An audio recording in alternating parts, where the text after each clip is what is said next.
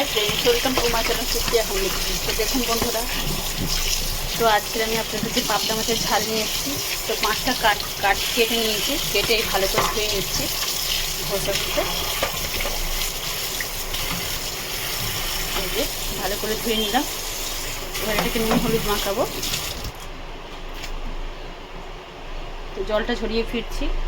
এখানে গ্যাস ধরিয়ে দিয়েছি বন্ধুরা, আর এখানে আমি মাছটাকে নুন হলুদ মাখিয়ে নিয়েছি। এবার আমি এই মাছটা ভাজবো।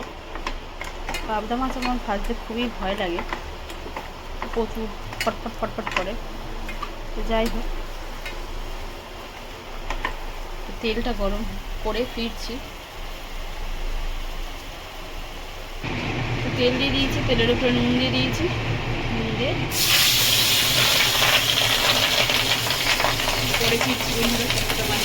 তো দেখুন বন্ধুরা, মাছগুলো সব আমি ভেজে নিয়েছি। এই দেখুন মাছগুলো ভেজে। এবার এই কড়াইতে আমি একটা বড় সাইজের পেঁয়াজ কেটে নিয়েছি।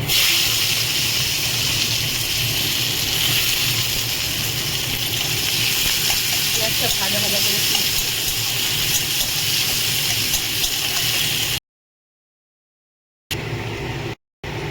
দেখুন বন্ধুরা, পেঁয়াজটা ভাজা হয়ে গেছে। এর মধ্যে আমি কিছুটা আদা বাটা, কিছুটা রসুন দিলাম, তার সাথে একটা টমেটো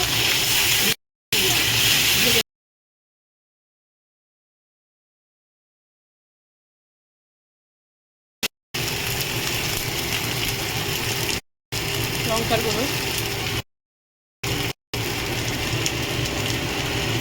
হলুদের গুঁড়ো, নুন স্বাদ মতো,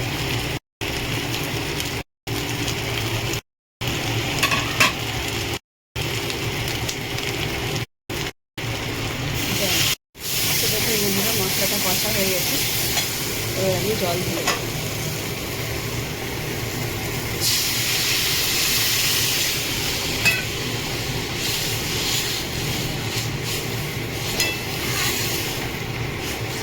জল ঢেলে দিলাম। জল ঢালার সাথে সাথে আমি মাছগুলো দিয়ে দেবো।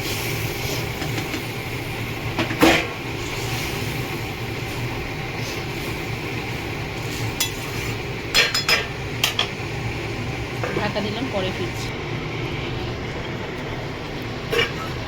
ফুটে গেছে। এবার ঢাকনাটা খুলে কিছুক্ষণ ফোটাবো। এই মাছটা খুব ফাটে, তেল ছিটে ছিটে পড়ে, তো ওই জন্য আমার বহুত ভয় লাগে।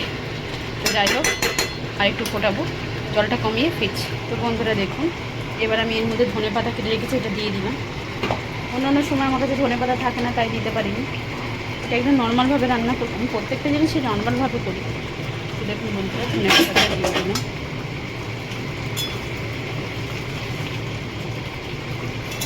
2 মিনিটের মতো ঢাকা দেবো। ঢাকা দিয়ে ফিরছি। 2 মিনিট হয়ে গেছে বন্ধুরা, দেখুন। তো আমার মাছের ঝাল রেডি হয়ে গেছে।